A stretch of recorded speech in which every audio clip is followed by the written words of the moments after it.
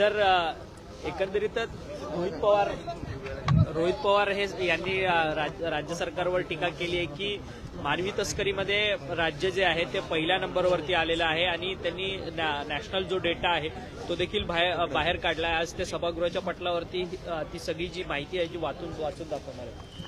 नाही, ठीक आहे, अशा काही गोष्टी घडल्या असतील तर निश्चितपणे शासन गंभीर आहे या विषयामध्ये आणि शासन गांभीर्याने कारवाई करेल।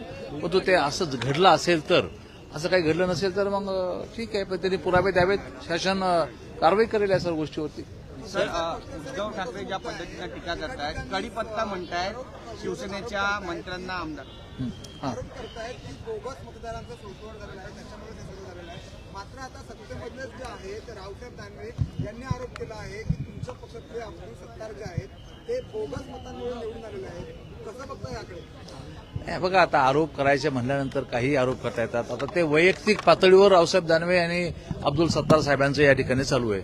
मला असं वाटतं की आता त्यांनी समजून घ्यावं, दोघंही मोठे आहेत की सत्ता पक्षात ते दोघंही आहेत, त्यांना दोघाला वरिष्ठ लोकांनी समज दिली पाहिजे दोघाला। परंतु ही सल का त्यांच्या मनात कायम आहे का खासदारकीच्या निवडणुकीमध्ये आपण हरलो म्हणून? आपण त्यांनी समजून घेतलं पाहिजे, जखमा भरत असतात, यावेळेस जखम झाली भरून जाईल, पुढे तर काहीतरी चांगलं होईल।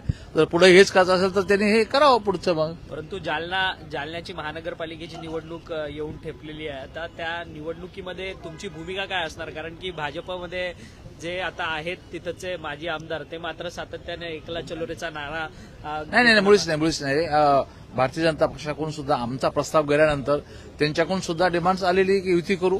ठीक आहे, आता मागणी एवढी जास्त आहे, त्यांच्या पक्षाकडे मागणी, आमच्या पक्षाकडे मागणी आहे, त्यामुळं ती कार्यकर्त्यांची मागणी पूर्ण करायची असेल तर सर्व पक्षाला वेगवेगळा निर्णय घ्यावा लागेल।